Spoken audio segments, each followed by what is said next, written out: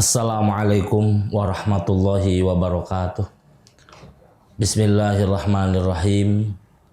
Alhamdulillahirabbil alamin wassalatu wassalamu ala sayyidina wa maulana Muhammadin wa ala alihi wa sahbihi ajmain, amma ba'd. Fa ya ibadallah ittaqullaha haqqa tuqatih wa la tamutunna illa wa antum muslimun. Alhamdulillah wa syukru ala ni'amillah. Pada kali ini kita dapat berjumpa di majelis Sinyal Islam Indonesia yang penuh dengan berkah ini. Insya Allah pada kali ini kita akan membahas Faslun aqallu dafni hafratun. Sekarang ukuran mengkubur mayit. Bagaimana ukuran aqallu dafni hafratun, paling sedikitnya menggali kuburan untuk mayit adalah hafratun. Tuktamu raihatun atau taktumu raihatahu wa tuharrisuhu minas siba. Paling sedikitnya dalamnya kuburan itu adalah hafratun. Hafratun itu setinggi orang berdiri. Itu hafratun. Jadi kalau kita ngegali kuburan, maka berapa senti sih dalamnya? Taruh, kalau saya berdiri berapa senti? Oh, kalau saya berdiri 165 cm, maka tinggi kuburan 165 cm. Setinggi orang berdiri. Lazimnya orang Indonesia, berapa sih tinggi tubuh manusia? Sekitar 160 atau 165 sampai 170. Tingginya, dalamnya menggali kuburan adalah 170 sampai 165. Gitu. Hafratun. Nah, hafratun itu seukuran orang berdiri, taktumu raihatahu, yang bisa meredam bau busuknya dari bangkai mayit tersebut. Yang bisa menghilangkan, meredam bau busuknya dari mayit tersebut kalau busuk nantinya. Kemudian ukuran hafrah itu adalah waktu harisuhu minas siba, seukuran menjaga biar kuburan tidak digali oleh hewan buas. Jadi seberapa jauh, seberapa dalam kuburan itu hafrah. Nah, hafrah itu idealnya berapa? Idealnya hafrah itu dikira-kirakan akan menutupi bau busuknya. Nanti kalau busuk akan menjaga si mayit dari tidak digali oleh hewan buas. Wa akmaluhu, paling sempurna mengubur mayit adalah qomatun wa bastotun, yaitu setinggi orang berdiri ditambah dengan bastoh, tangan di ke atas saja nih. Jadi setinggi orang berdiri ditambah dengan bastoh, seukuran tangan di ke atas kan. Nah gini.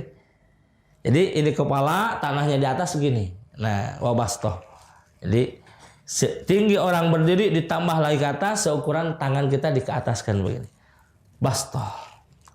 Wa yudau hadduhu ala turab. Kemudian ketika mayit disimpan di dalam kuburan, maka pipinya harus dibuka ikatan yang paling atasnya dibuka, ya, kemudian dibukakan pipinya begini, biarkan wajahnya menyentuh tanah. Maka disinilah ulama yang memberikan hukum makruh mengubur mayit memakai peti jenazah. Jadi mengubur mayit memakai peti jenazah hukumnya makruh kalau tidak ada apa-apa.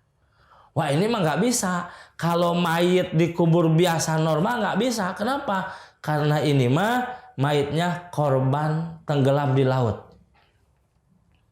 Atau ini mah mayitnya korban luka bakar. Atau mayitnya ini mah korban COVID. Harus ditutup pakai peti dan sebagainya, maka tidak jadi masalah. Kalau ada elat tidak bisa dikuburkan biasanya normal, harus memakai peti jenazah, tidak jadi masalah.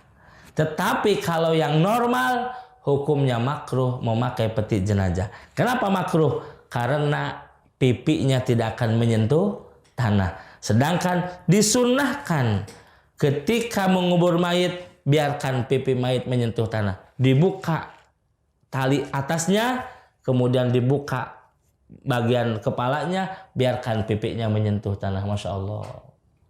Bayangkan ibu-ibu, bapak-bapak, ini wajah yang kita jaga. Kalau ada jerawat kita jaga, ya. Bahkan ibu-ibu pakai pelembab siang, pelembab malam, pakai make up, dirawat di mana-mana, masya Allah. Tapi nanti kalau sudah meninggal, yang dirawat oleh kita akan disimpan di dalam tanah, ya, bahkan menyentuh dengan tanah. Masya Allah ya Rahman ya Rahim. Jadi jelas mulia manusia bukan karena derajat kedudukannya. Mulia manusia bukan karena pangkat dan jabatannya. Mulianya manusia bukan karena hartanya. Mulianya manusia adalah karena iman dan takwanya.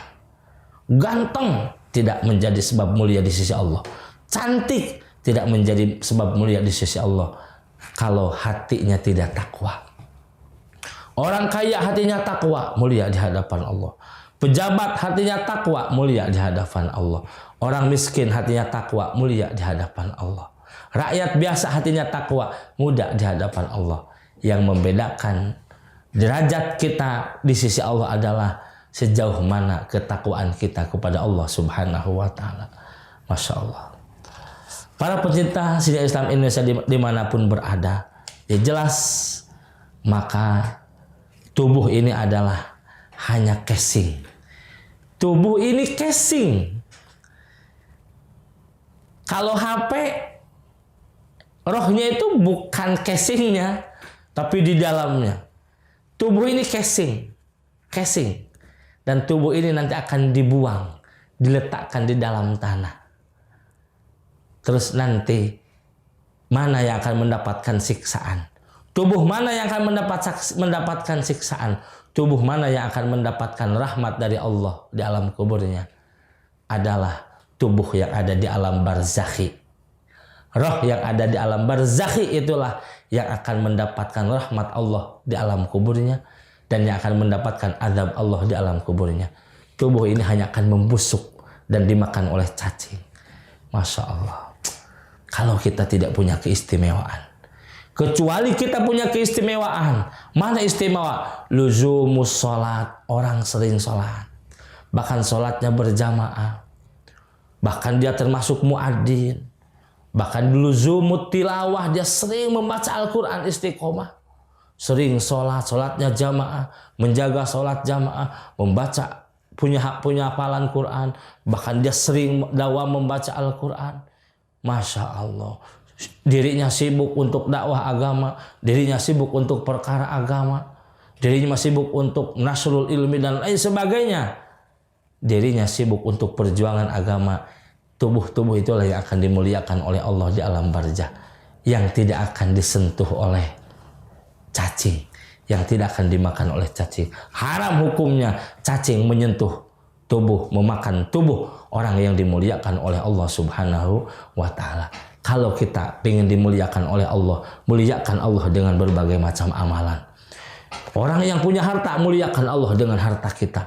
Banyak infak, sedekah, dan wakaf. Orang yang punya jabatan, gunakan jabatan untuk kemuliaan Allah. Bagaimana bawahan kita supaya jadi orang soleh. Rakyat biasa, orang fakir miskin, doakan bagaimana para pejabat, para pengusaha biar jadi orang soleh. Pejabat soleh, orang soleh, dirinya soleh, keluarganya soleh. Saling mendoakan. Masya Allah, indahnya hidup. Yang miskin mendoakan orang yang kaya dan pejabat. Pejabat dan orang kaya mendermakan dan melindungi orang-orang yang miskin. Masya Allah, dengan berbagai macam doa dan usaha dan ikhtiar. Wajibu taujihu ilal kiblat, dan wajib menghadapkan mayit ke kiblat. Diarahkan ke kiblat. Tubuh kita nanti akan tidur miring begini sambil menghadap kiblat. Masya Allah. Ya Allah ya Rahman. Miring Pak, sambil menghadap kiblat. Akan datang nanti dua malaikat kepada kita. Malaikat Munkar wa Nakir untuk yang amalnya jelek. Datang malaikat munkar wa nakir, rupanya menyeramkan, bahasanya menggelegar, sampai si mayit ketakutan ketika ditanya oleh malaikat munkar wa nakir. Yakin mayit di alam kubur tidak ada siapa-siapa. Ditanya oleh dua malaikat munkar nakir yang mukanya menyeramkan, suaranya menggelegar, menanyakan tentang tauhid kepada kita dengan paksa. Kita tidak bisa menjawab, alamak, bahaya kita, Masya Allah. Tetapi kalau amal kita baik di alam dunia, sholatnya terjaga, infak sedekahnya hebat, baca Qur'annya terjaga, Masya Allah, luar biasa. Yang datang kepada kita bukan malaikat munkar wa nakir, tapi malaikat basyar mubashir. Siapa dia? Munkar wa nakir, basyar mubashir. Cuman datangnya dengan wajah yang menyenangkan. Wajahnya berseri-seri, indah, dipandang. Datang kepada kita dengan penuh kesopanan. Assalamualaikum ya Abdallah. Kita terbangun, waalaikumsalam, man anta. Siapa kamu? Ana malakani min mulukillah. Saya adalah dua malaikat dari malaikat-malaikatnya Allah SWT. Dan saya diutus kepada Anda untuk menanyakan tauhid Anda. Pakul, jawablah oleh kamu. Bilisanin pasihin wa i'tiqadin jazimin. Dengan lisan yang pasih dan i'tiqad yang kuat kepada Allah SWT. Marrabbuka, siapa Tuhanmu? Kita menjawab, Allahu Rabbi. Wa man nabiyuka, siapa nabimu? Muhammad nabi. Wa man imamuka, siapa? Wa ma imamuka, siapa imammu? Al-Quran imami. Wa ma kiblatuka, apa kiblatmu? Ka'bah kiblati. Waman ikhwanuka, siapa saudaramu? Mukminin, mukminat, muslimin, muslimat, ikhwani. Beres kita ditanya oleh malaikat pertanyaan tentang tauhid seperti itu. Kata malaikat, naumatal arus. Tidurlah kamu dengan penuh kesenangan. Tidur kita, Masya Allah, indah. Langsung datang amal-amal soleh kita menghampiri kita. Amal sholat, amal zakat, amal baca Quran, amal infak sedekahnya datang menghampiri kita, menyambut kita. Datang pahala Al-Quran. Dulu kamu menemaniku di alam dunia, sekarang bagianku menemanimu di alam barzah. Pahala bacaan Al-Quran, Masya Allah. Surat Al-Ikhlas yang sering kita baca tiap hari nanti akan datang menemani kita. Surat Al-Baqarah yang kita baca tiap hari nanti akan datang menemani kita. Surah Ali Imran yang kita baca, surah Waqiah kita baca, surah Yasin kita baca, khataman Quran tiap bulan akan datang menemani kita. Dulu kamu menemani saya, sekarang tugas saya menemanimu di alam barzakh. Alam barzakhi, ruh barzakhi ini, jasad barzakhi inilah yang akan mendapatkan rahmat Allah di alam kubur. Sebaliknya kalau orang tidak mau sholat, tidak mau zakat, infak, sedekah, nanti di alam barzahnya akan mendapatkan siksaan yang lebih capek daripada capeknya alam dunia, yang lebih pedih daripada siksaan di alam dunia. Na'udzubillah summa na'udzubillah. Hadirin para pecinta Islam Indonesia dimanapun berada, mudah-mudahan hadirnya kita di majlisnya Islam Indonesia ini menjadi asbab wasilah untuk menjadi kita orang hebat di sisi Allah Subhanahu wa Ta'ala, dan orang yang selamat dari pertanyaan malaikat Allah di alam kubur nanti. Amin ya Allah ya Rabbal alamin. Billahi bisabil haq. Assalamualaikum warahmatullahi wabarakatuh.